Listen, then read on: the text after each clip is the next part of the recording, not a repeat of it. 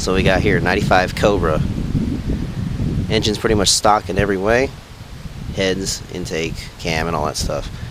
It's got bolt-ons, usual stuff like underdrive pulleys, cold air intake, MSD coil, all that good stuff.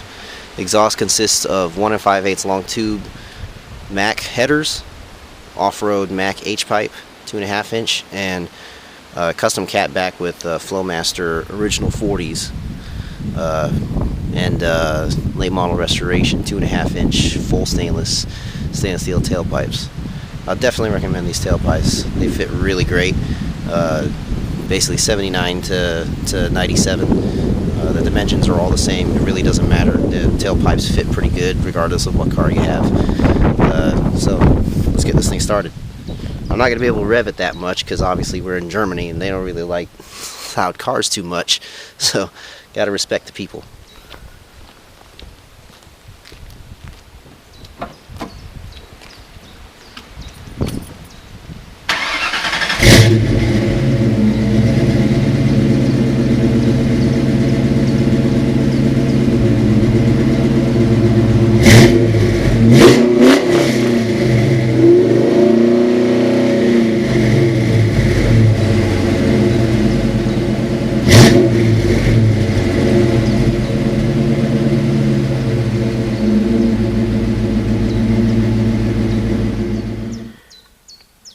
Alright, in case you're wondering, I've disabled the function that, I disabled the chime function for when the key is inserted, and I've also disabled it for turning the key on when your seatbelt's still unbuckled. I've learned through my time here in Europe that European cars actually don't have that feature. So in driving little beater cars for my just to and from work, I've noticed that they don't have that, and I've gotten accustomed to not having that. And it's actually nice not having this thing bark at you just because you got your key in, or just because you start it and oh, your seatbelt's not buckled, huh? So whatever. So see, isn't that much nicer and just quiet?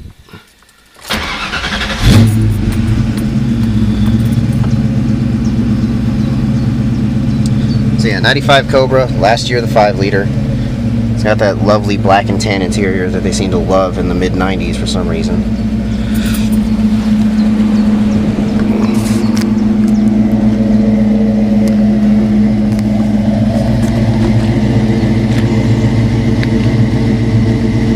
This is what a 5.0 is supposed to sound like. People knock Flowmaster, but hell, there's no sound like them.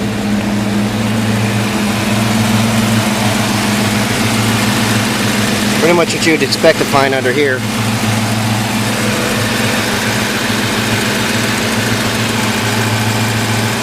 Half long tube headers. This is a JLT intake for the 94-95 that's actually discontinued. The original owner put this one on.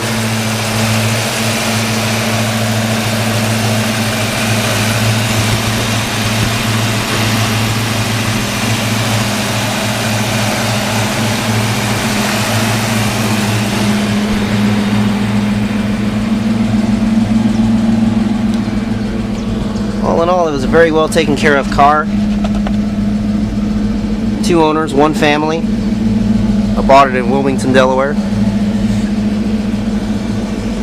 It's got 373 gears, which really perfect little gear ratio for a stock 5.0 car.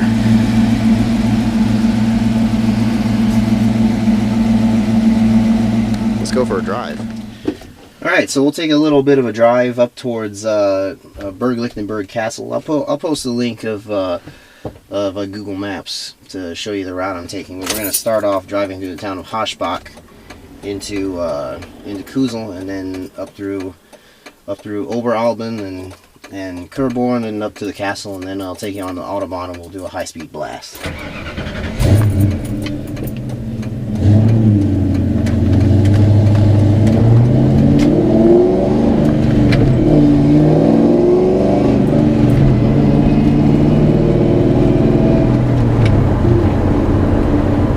Part of Germany goes back quite a ways.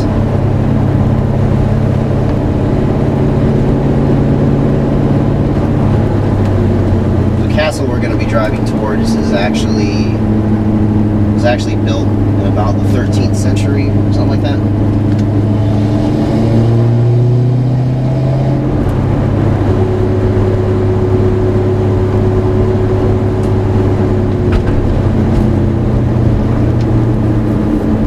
Fortunately, I finally fixed the sort of grinding noise that my car was making. Turns out it was my front tires.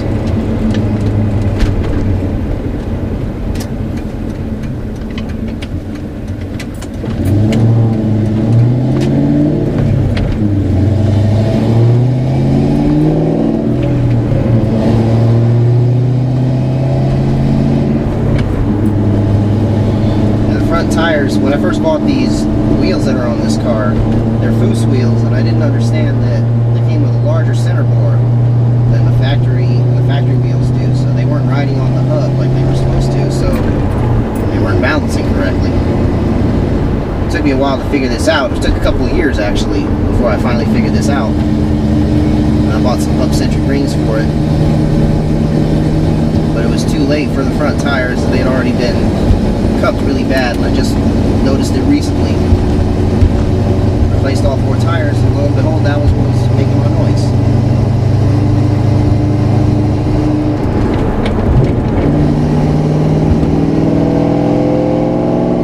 We got a lot of nice curvy roads around this area.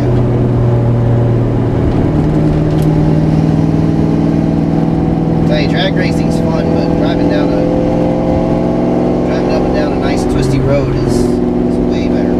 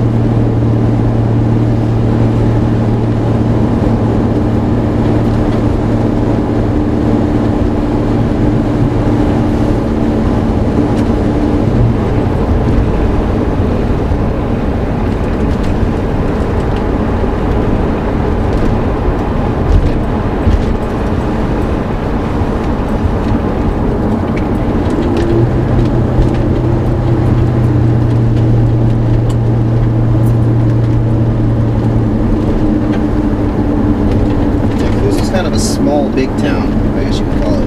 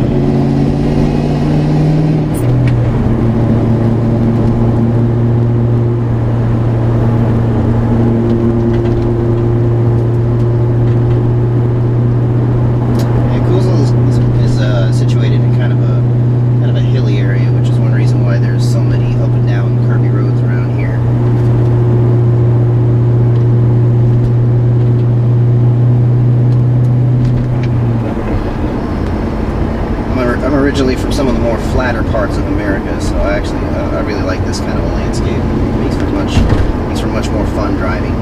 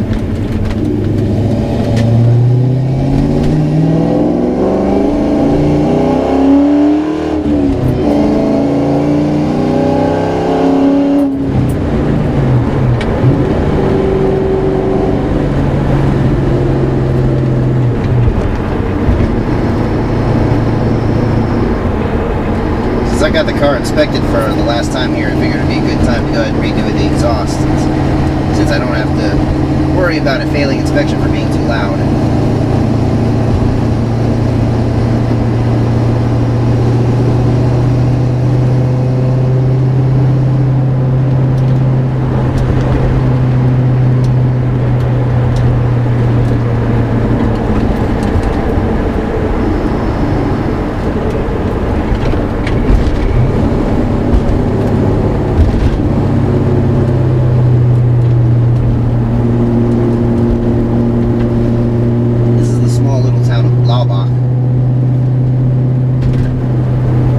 Towns that surround Kuzla are very small.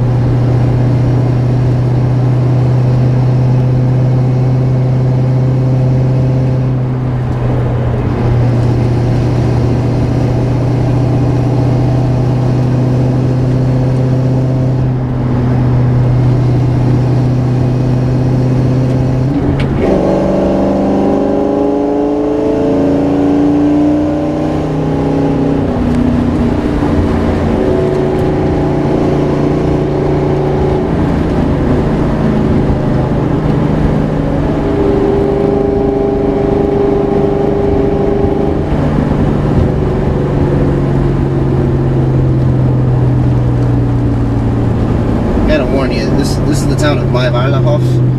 The roads through this town are a little bumpy. This is where the Ford shows its true colors. The official car squeaks and rattles.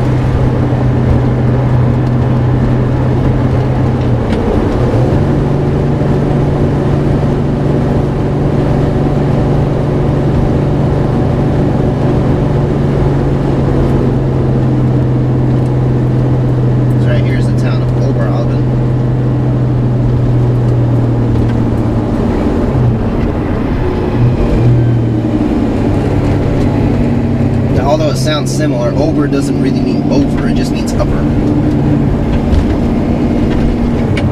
Like when you're talking about the Rhine River, they have the Oberrhein and the Niederrhein. So upper and lower Rhine.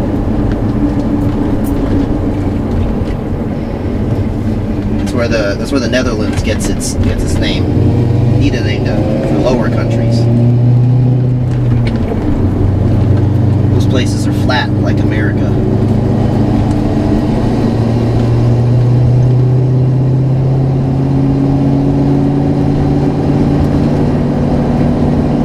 Driving through the Netherlands is like driving through Kansas if it was run by people from California.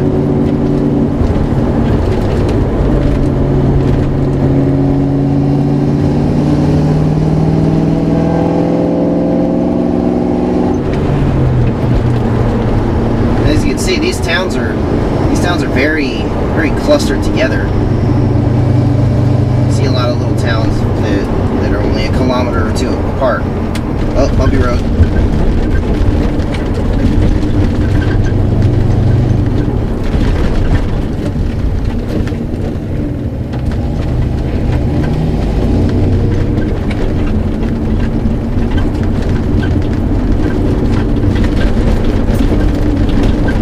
Yes, Germany has bumpy roads too. This is mostly where you find in little small towns like this. You probably can't afford to repave the road.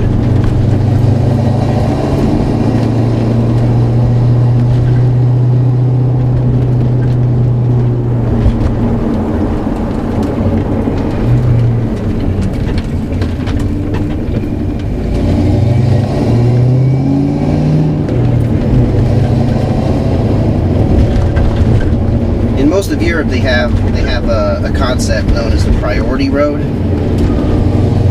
So you see this little sign right here, like the yellow diamond surrounded by white. All it means is that a road that has been designated a priority road always has the right of way. That's why you see me making these quick turns, and I'm not signaling or anything, because basically I'm just following the priority road. So anyone coming off, even if it's just a T intersection, if the priority road goes to the left, anyone coming this way or this way has to yield to me. It's actually a fantastic system once you get used to it. It's one of the reasons you don't see many stop signs in Germany.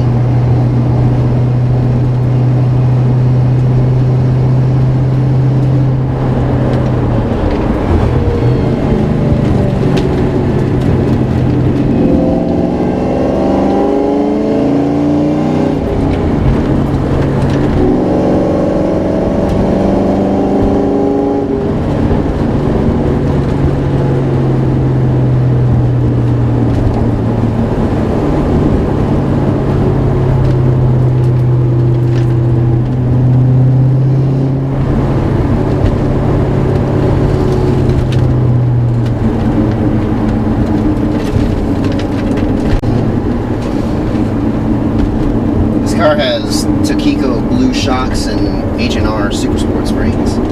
That's really all it's got in terms of aftermarket suspension, but it still corners pretty well. So right now the priority road's going straight. I actually curved to the left, but I went straight anyway.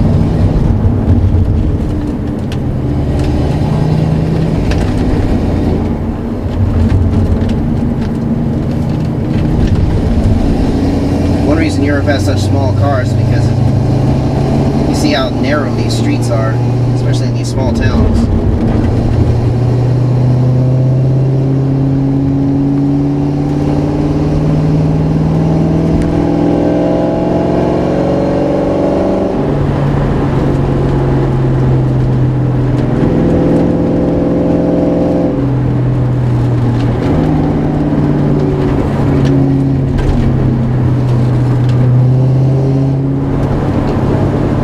Burg Lichtenberg right there. It's actually a ruined castle, meaning it's just kind of a shell. It's really pretty, especially in the summertime.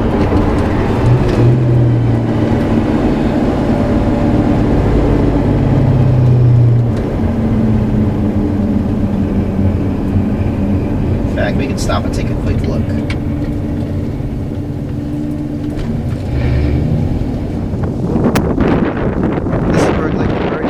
little tower right there. Of course, as soon as I turn the camera on, it turns windy.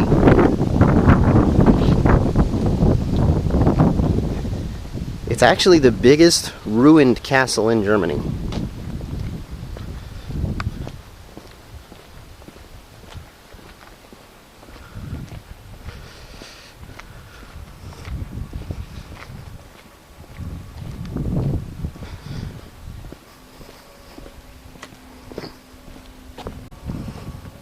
Here we go. Medieval Summer Market, Burg Lichtenberg, 20 to the 21st of June, 2015. That's going to be a good time.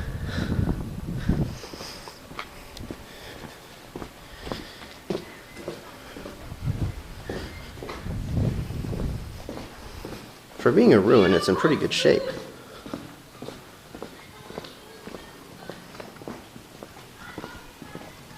Parts have been restored.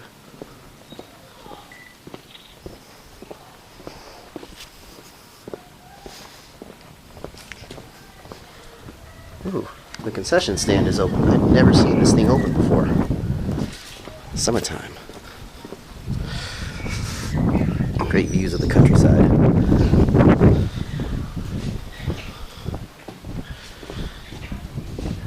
Tell you what I'll do. Ooh, this place even has a really good restaurant attached to it. It's a little pricey, but it's very good. Well, everything in Europe is a little pricey, to be honest.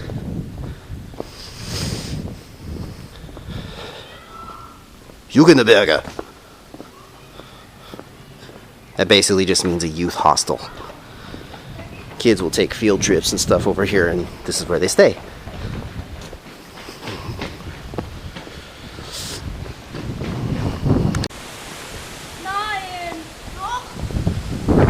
Tower's up this way.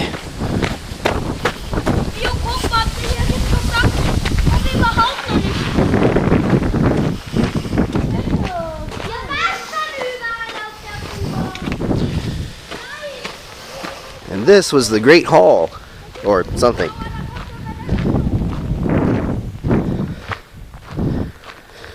I'd like to give you a tour of the whole place, but it's actually a really big ruin. So what I'll do is I'll climb up to the top of this guy.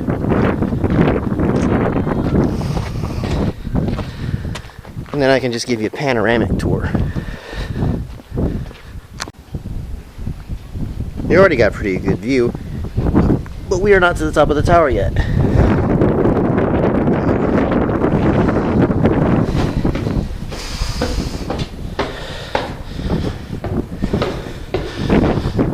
This tower was actually ruined also. It was rebuilt sometime in the 70s.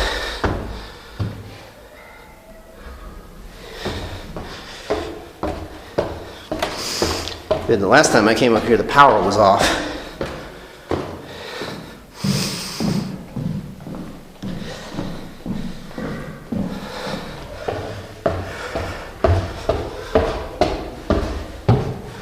I'm going to document all this walk so you appreciate the trouble I went to show you such a great view. Focus. Focus! There you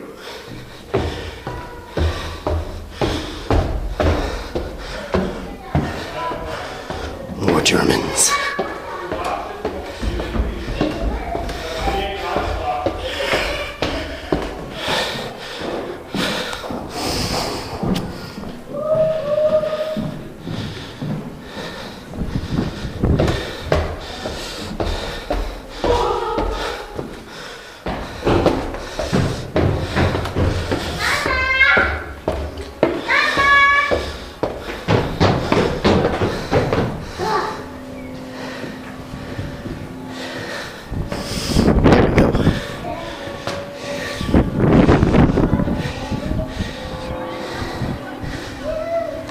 Absolutely beautiful.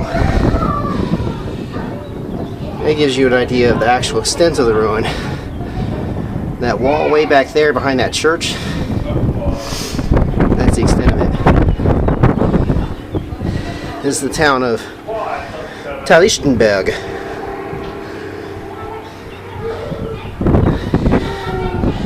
It's kind of named after the castle, or maybe the castle's named after it. I don't know. God, it's windy up here.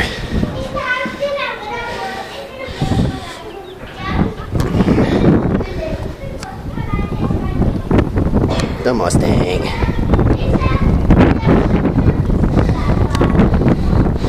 You can see the road we came in on. You can kind of see the towns we passed through. It's a very extensive area, and it only, the hills kind of make it seem smaller than it really is. But then you get up here and you really see how far you've gone. This is the town of Rottweiler. In the distance, there's Kugel. That's where we started.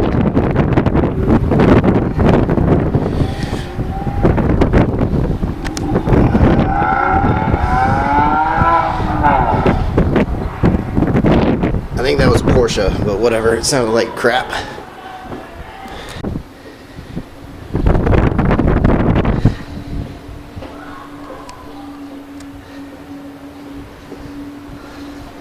It's built on a hill, as you can see. It really kind of dominates the area.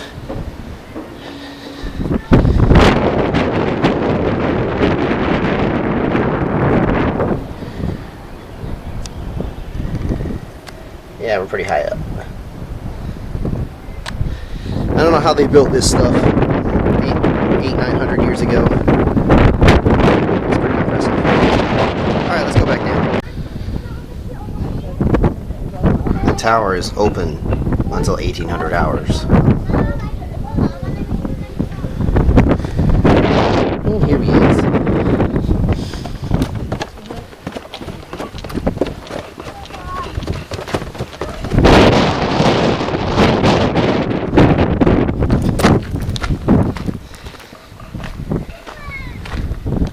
Lichtenberg.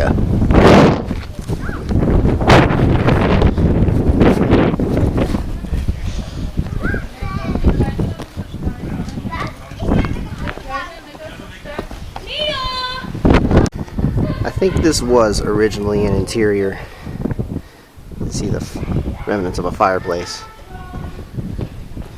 And these are probably a basement. Now where you see the little girls there, that's probably the original floor.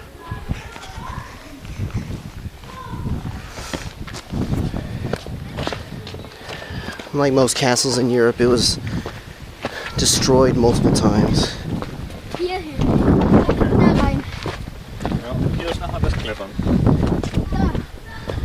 There was always a war going on somewhere in Europe. One really impressive ruined castle is the one in Heidelberg. That's a bit of a drive, so we won't be looking at that one today.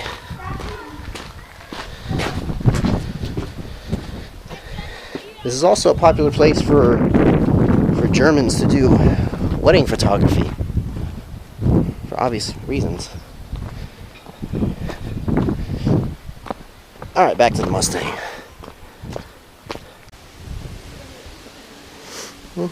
Very picturesque. Damien, this is all for you!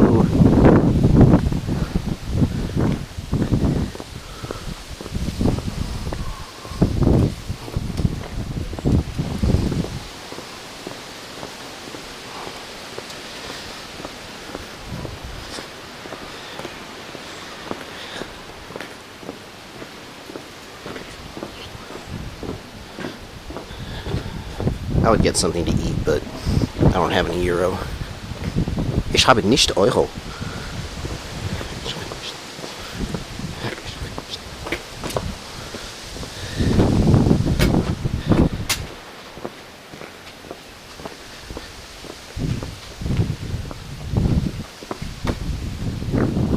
Gotta pee. I once pooped in this toilet. A poop with a view. I just gotta show you, these European windows are pretty trick. Ooh.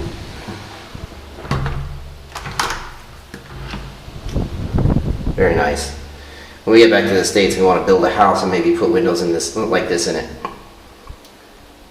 We'll just have to measure our windows for centimeters instead of inches.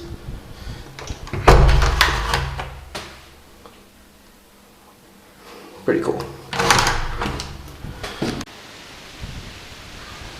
Yeah, this is kind of like a little map. They got it in several languages. Deutsch, Français, Niederländer, English. I think some of these aren't very well translated.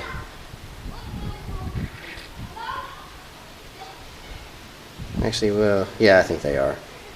Sometimes you'll see signs like this that it looks like they were translated with the old Babelfish translator, long before Google Translate came along with correct translations. Right before we get back to the Mustang, I'll show you. This is what it looked like in 1904. So it was built in 1200. The Earls of Eldence.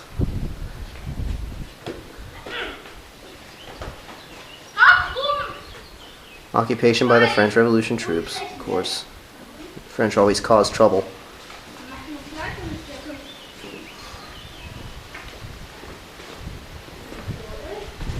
Yeah, the tower was constructed in the 80s, or reconstructed rather. That's what it looked like for the better part of the 20th century. Okay, back to the Mustang. Alright, to the Autobahn we go with a little more curvy road driving.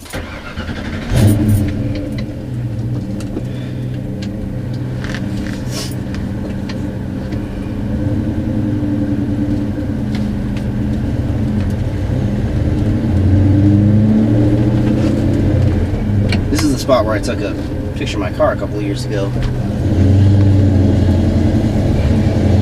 It's also a great place for taking pictures of cars.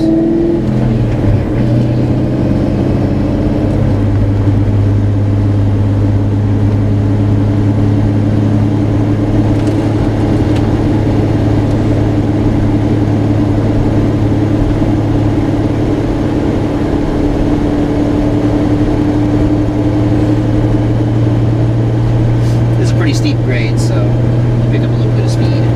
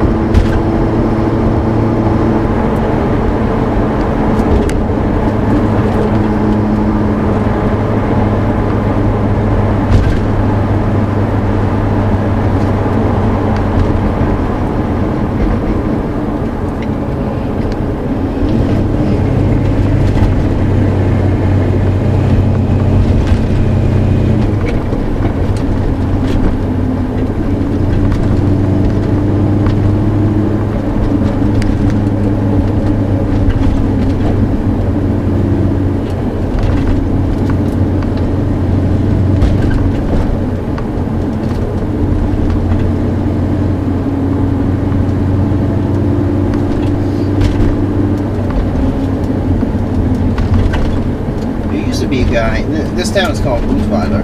This is one of the ones we were looking at from the tower. There used to be a guy in this town who had a 69 or 70 Shelby GT350 in front of his property. But it's not sitting out front anymore. So I don't know if the guy sold it, if he moved, or if he finally put it in the garage like he should have.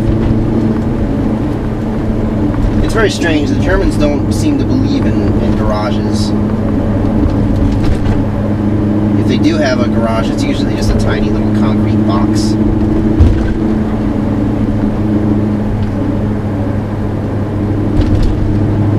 Certainly not enough room to actually work on your car inside of it. The Germans kind of have an attitude that only professionals should work on your car. It's very rare to see someone who works on their own car here. People kind of give you a funny look if you do.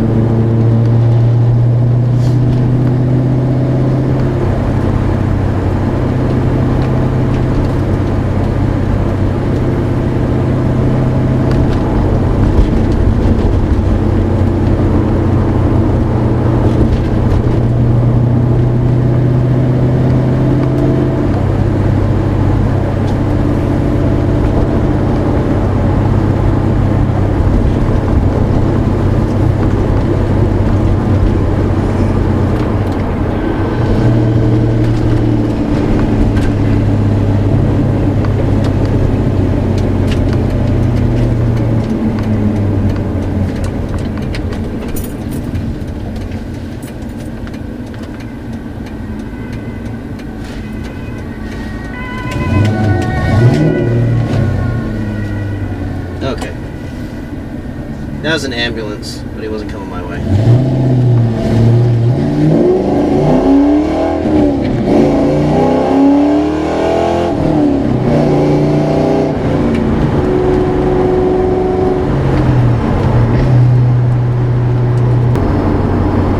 They recently repaved this on-ramp. This is the same on-ramp that I used in my last video where I was talking about this noise my car was making, but it was really bumpy back then, but they repaved it. Now it's smooth as butter. This is how most German roads are, especially the Autobahns.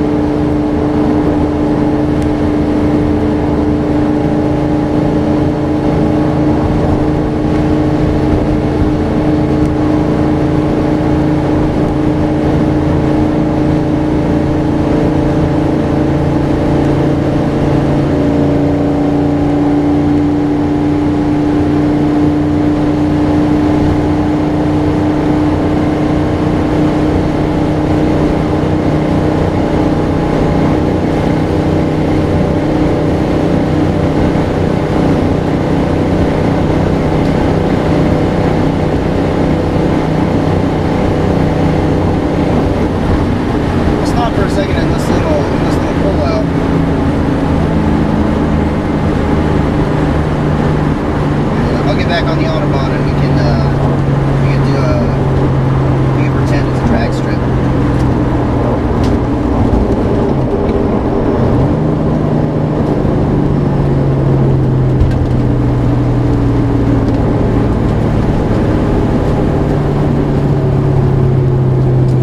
Yeah, so all I gotta iron out is I still got a little bit of steering wheel shimmy, about 50 miles an hour. I'll have these new tires. I'll take them somewhere else and have them balanced again. Balance them right when I installed them the first time.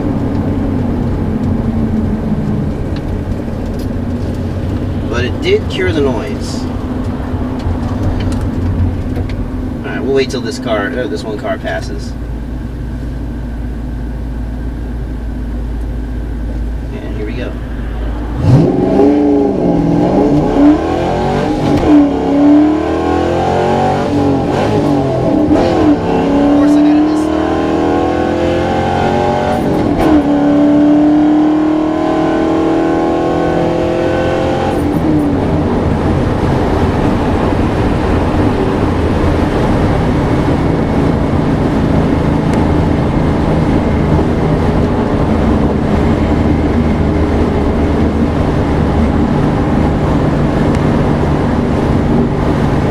stretch of Autobahn that I usually drive on my way to work, and this section right here is the only limited section. I think it's just because you're coming up on a bridge that has crosswinds around a blind curve, so that's probably why.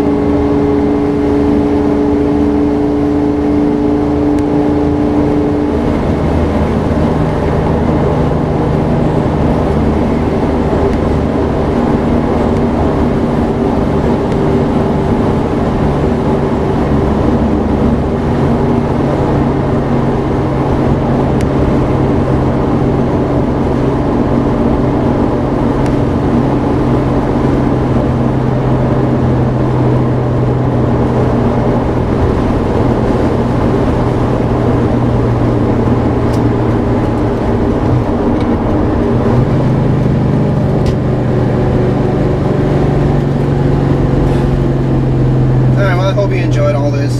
It's just a little taste of what driving in Germany is like. Lots of curvy roads. It's a blast on the Autobahn. If you ever come here, like, make sure you rent a car, or if you're gonna live here for a while, get yourself a car that can handle Autobahn speeds.